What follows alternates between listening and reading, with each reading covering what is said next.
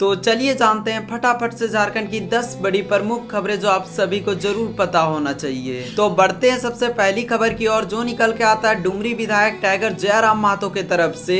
सो दोस्तों हम आपको बता दें, डुमरी के विधायक टाइगर जयराम महतो जब भाषण दे रहे थे तो काफी ज्यादा भड़क गए एक आदमी के ऊपर और अपने भाषण में काफी ज्यादा गुस्सा होते हुए दिखे टाइगर जयराम महतो। आपको इस भाषण को पूरा सुनना चाहिए, तो आप जरूर सुनना। पेपर में नाम सुने तब से मेरा पारा हिट है। आपसे हमारा कोई झगड़ा नहीं है। एक तो आटा चक्की पीसते थे राजस्थान से आके और लोगों को यहाँ झारखंड के मूलवासी, झारखंड के आदिवासी पे जुल्म करिएगा, केस करिएगा, तो याद रखिएगा आने वाला दिन जब काउंटर होगा ना, कोई डीसीएस भी साथ नहीं देने वाला। बिल्कुल मेरा अगर बयान अब तक पहुंच जाए तो आप आज शाम को सिकंदर के बारे में पढ़िएगा। वो सिकंदर जिसके बारे में कहा जाता है जो जीतो वही सिकंदर, वो सिकंदर जो ईरान के मकदूनिया का था, जिसने पूरी दुनिया को जीतने का सपना सजाया था, जिसने भारत के कुछ हिस्सों को जीत भी लिया था। लेकिन याद रखिएगा जब वो खाली हाथ लौट के इस दुनिया से जा रहा था, जब वो मात्र 33 साल की उम्र में मरने वाला था, उसके ठीक पहले उसने अपने तमाम मंत्रियों को बुलाकर कहा था कि जब मैं मर जाऊं ना तो 3 काम करना। मेरा जब जनाजा निकले तो मेरे दोनों हाथ बाहर कर देना। तो उनके मंत्रियों ने पूछा कि महाराज दोनों हाथ बाहर करने का मतलब क्या है? बोला मेरे दोनों हाथ बाहर करना, मुट्ठी खुली करना, ताकि दुनिया को पता चलेगा कि दुनिया को जीतने चला सिकंदर खाली हाथ लौट के जा रहा। उसने दूसरा शर्त रखा था, सिकंदर ने दूसरा शर्त रखा था कि मुझे मेरे जनाजे को कंधा कोई एरा गेरा नहीं देगा, कोई मामूली आदमी मेरे जनाजे को कंधा नहीं देगा। मेरे जनाजे को कंधा मेरे प्रधानमंत्री, मेरे महामंत्री, मेरे सेना नायक देंगे। बोला सर इसका क्या मतलब है? नहीं, इसका मतलब है कि दुनिया के बड़े बड़े तीस मार खा, दुनिया के बड़े बड़े दुर्रम खा, दुनिया के बड़े बड़े सेना नायक सिकंदर की सेना में थे, तलवार लेकर भाला लेकर, फिर भी उसकी जान नहीं बचा पाए। तो डीसी देखते हैं कितना दिन बचाते हैं आपको, देखते हैं एसपी कितना दिन बचाते हैं आपको।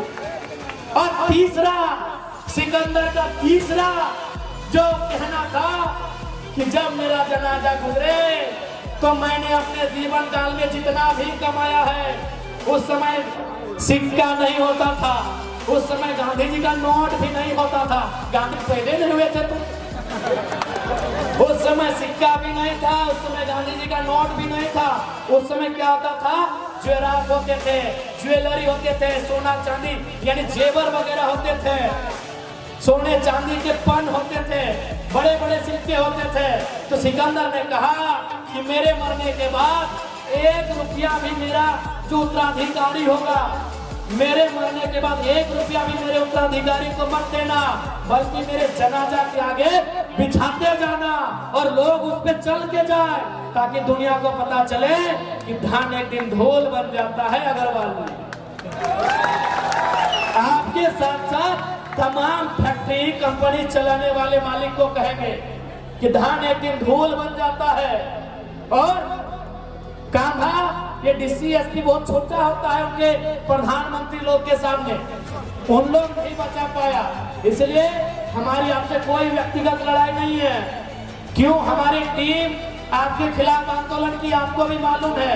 आप समय पे पैसा नहीं देंगे, आप ओवर टाइम करवाएंगे, 10 मिनट लेट होने से तनख्वाह काटेंगे, तो क्या आपको हम चुमा लेंगे? क्या हम आपको चुमा लेंगे? आप अपने बारे में डीसी को कहा नहीं बताएं कि आप कौन सा गलत काम करते हैं। आपने तो बता दिया जेल के अंदर लोग उद्योग को डिस्टर्ब कर रहे हैं। आपने बताया कि आप झारखंड सरकार ने जो रेट निर्धारण किया है, non skill, skill, semi skill, skill, क्या आप उनके आधार पर पेमेंट दे रहे हैं? क्या आप पीएफ तथा जो भी सुविधाएं मजदूरों को मिलनी चाहिए आप दे रहे हैं? ग्रेजुटी दे रहे हैं? जो भी मजदूरों को सुविधा मिलनी चाहिए, क्या आप अपनी फैक्ट्रियों में दे रहे हैं? अगर नहीं दे रहे हैं तो कौन मुंह से डीसी के पास गए थे? कौन मुंह से डीसी के पास गए थे? आपको क्या लगता है आपके पास पैसा है तो डीसी आपका ही पक्ष सुनेंगे?